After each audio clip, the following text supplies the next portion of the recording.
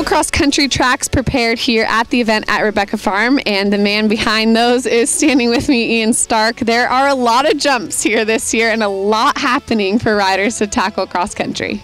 Yeah, there's jumps everywhere. If you look across, you think, how the heck does anybody find their way around? And any rider that's got 2 or 3 different sections to ride, they're going to have to really concentrate. It's far too confusing for my old head. But there's some good questions out there. There's some new obstacles, and the route takes a similar route to last year, but there's some exciting new things out there. So it's I'm quite looking forward to it. Well, the CCI 3-Star's been here a few years now, so you're getting to kind of put some of your ideas into place. Yeah, I am, and you know, every year I sort of speak to Jerome Broussard and to Sarah's daughter, and I say, you know, what about this? And then I just have to sow the seed and go away, and then Jerome thinks, oh, it might be an idea. But sometimes it takes me a year or two to convince him. But they usually let me do what I want. I'm very lucky. Well, there's a lot of excitement here. Obviously, the Novice and Training 3 days are running this weekend as well, and then the North American Junior Young Rider Championship. So lots of people on the grounds and lots of buzz about your courses. So we'll head out and take a look.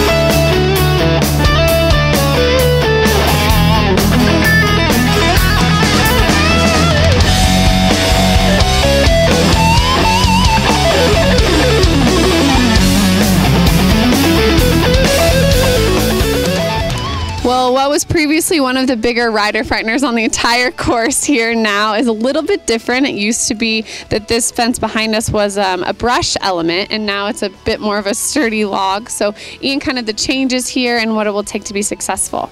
Well, I think when it was a big ditch brush, it was a massive ditch, and it was a rider frightener. It rode quite well, but it was a rider frightener.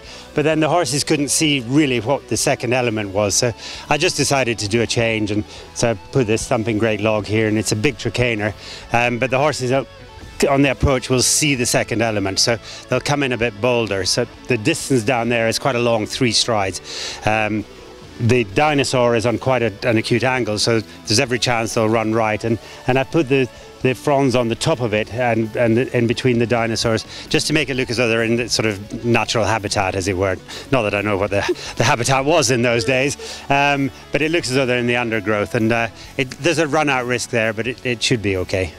Do you feel like part of the challenge of this combination as well is the fact that riders really have to figure out where they are in their gallop? There's a lot of galloping to be done on this course, and they've come, you know, from far away and really need to kind of navigate that pace to be successful. The CCI, in fact, come off a right-hand turn, so they're kind of set up. The setup's done for them, but the CIC come from a long gallop, and it could be tempting to be too fast, and then the striding there has gone, and you know they get a half stride, and then that's when the horses can duck out. So they have to make sure they set up and then ride forward again. But that's up to the rider. You know, you can't do the work for them. Tempting, but can't do it. All right, well, we'll continue on.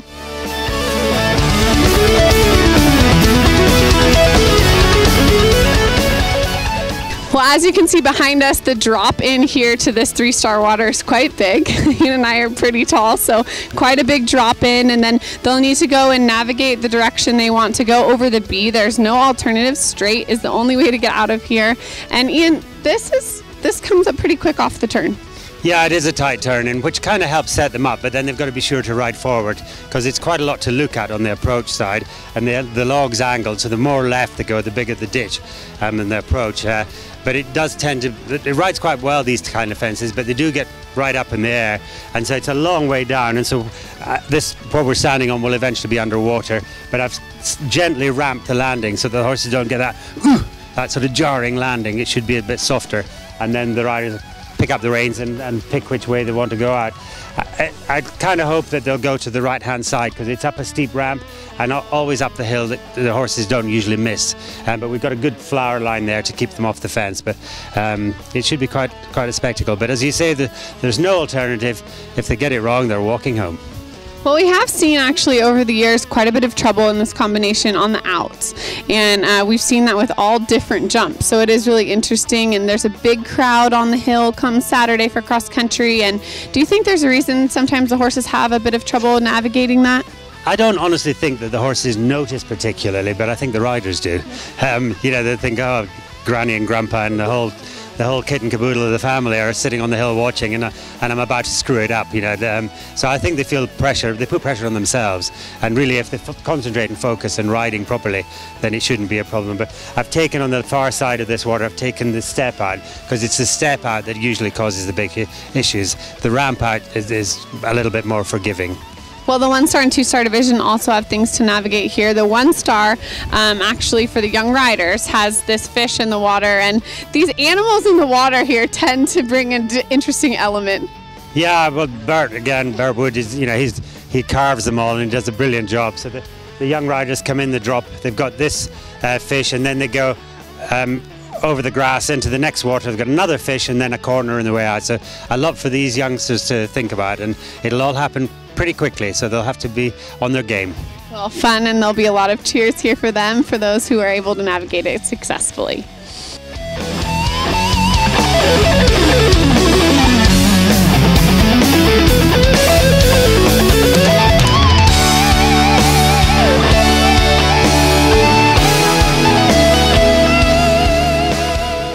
Here at the Normandy Bank Complex, and Ian, the 3-star riders will have to bounce up. The 2-stars a little bit easier, but again, just throughout the course and throughout these levels, so much importance is placed on helping the horses get from one level to the next. Yeah, when we're lucky here because we've got 1, 2, and 3-star, and so what I try to do is introduce the questions like this Normandy Bank. I start them early, and next door here we've got a 2-star.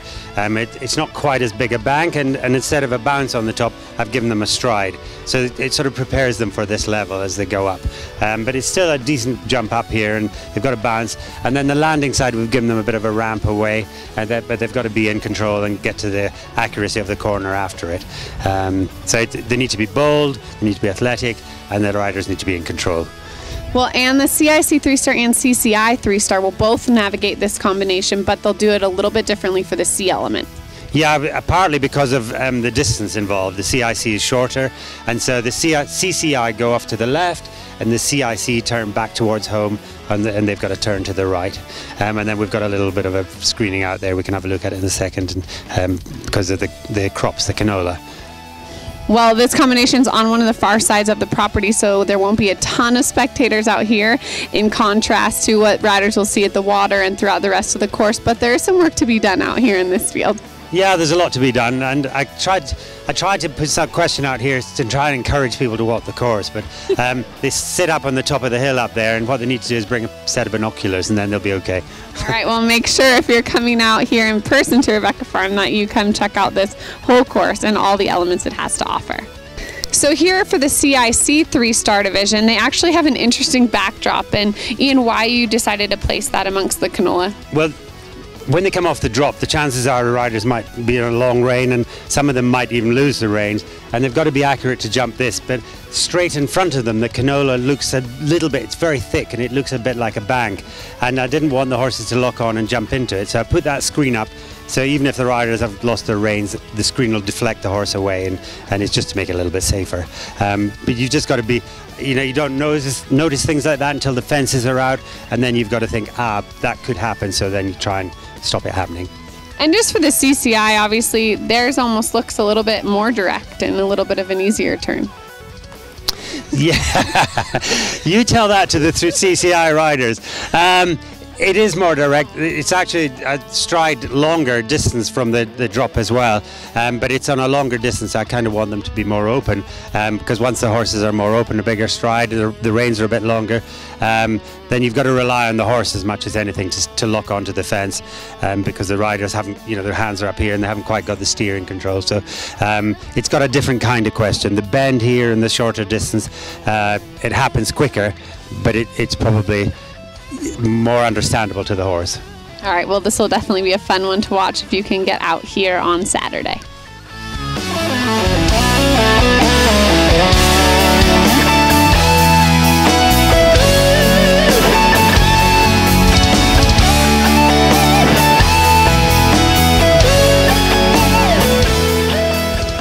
Coffin element for the 3-star a little bit different this year, and Ian, not only is the out different, but there's another element playing in to be a factor.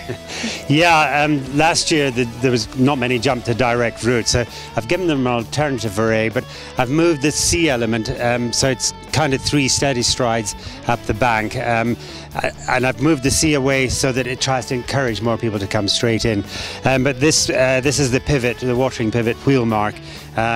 And obviously if it was left like that, the horses would be looking at it and landing awkwardly. So we're going to fill that with dirt, and then either we put a strip of turf on, but I'm worried that moves if the horses land on it. So probably what we'll do is pack down the dirt and then put grass cuttings on it to make it look as though it's green and grassy. And just a little for a second, the guys behind the team who helps make those decisions and also who just make these courses look so beautiful and bring your thoughts kind of and ideas to fruition. Yeah, well, I've worked with Bert Wood now for probably 10 years on course designing, and he builds for me, and it's a good partnership because we can bounce ideas off each other, and I know that if I design something, when I come back, it's going to be more or less what I want, and we know each other well now, so Bert and his team are fantastic. They can make me look really, really good and probably better than I am, or they can make me look a complete idiot. So I have to keep them on side. Well, Bert and his team do such a fantastic job, and we definitely want to thank them for all that they do here for all these courses.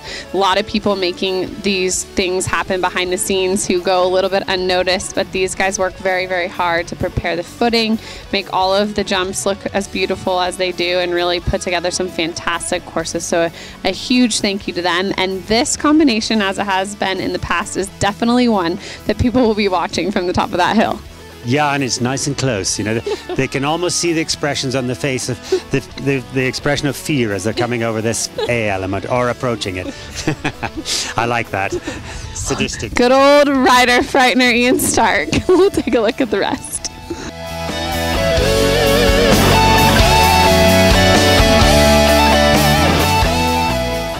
Well, the last water here has an entirely new element, something that Ian's been scheming up for a couple of years, and he was able to finally talk the people with the powers that be into making this happen, and this is really exciting. There's a lot to look at here. Yeah, they've got the gator with the big drop in, and then on the island they've got another keyhole, and then they run through the water back up onto land. And then they've got, I just always liked this area, and it had a nice ramp down, and so they've got the log and one stride and dropped into the lower water. But the exciting thing is it gives us so much potential. But what also as they approach this log, they're looking at the fountain in the background, so there's a lot to distract them. But what I'd like is, as the horses get a little tired to one's end of the course, I've kept a sort of straighter line, so there's not too much twisting and pulling the horses around. So it should be a little bit kinder to the horses.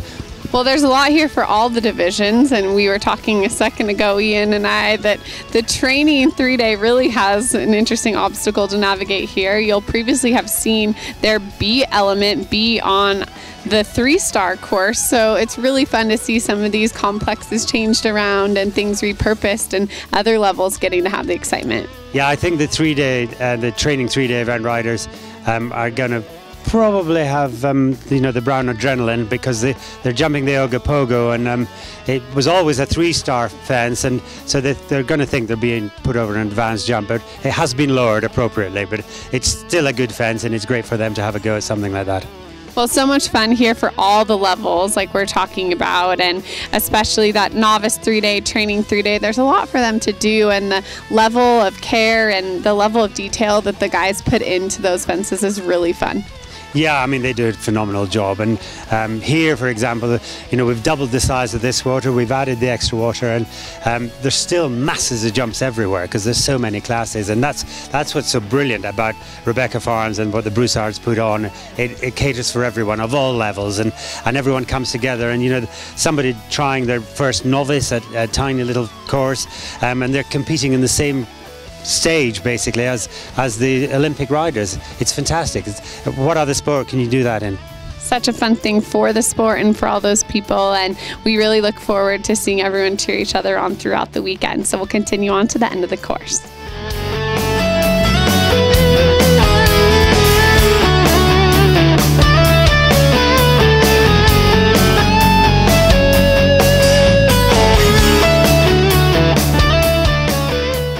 Well, all the riders going cross country will be looking in these upper levels to get to this western town behind us. It's moved and relocated from where it used to be, and really fun up on the hill here to finish with one of these combinations.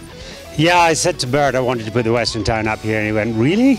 And it wasn't in favour of it.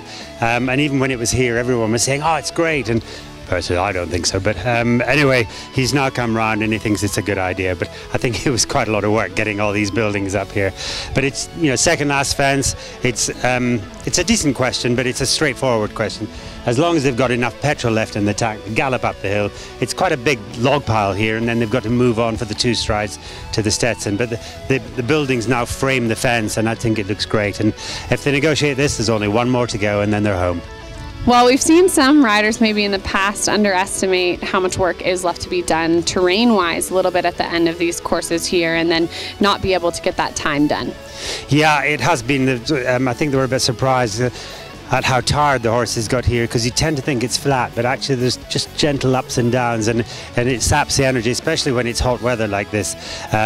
But the last water, as I've said, the last water with the brick house, it's more in a straight line, so it's kind of gentler on the horses if they're getting tired. So hopefully they'll have enough petrol left here. All right, well, this is a really fun one. If you're here in person, be sure to come check it out. There's some officials who are wanted in the western town, and a lot of other fun little details here.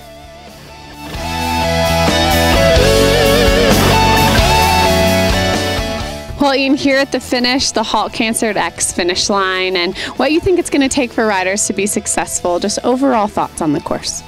I think there's plenty out there for them to be questioned. I mean, they've got to ride every fence and keep focused.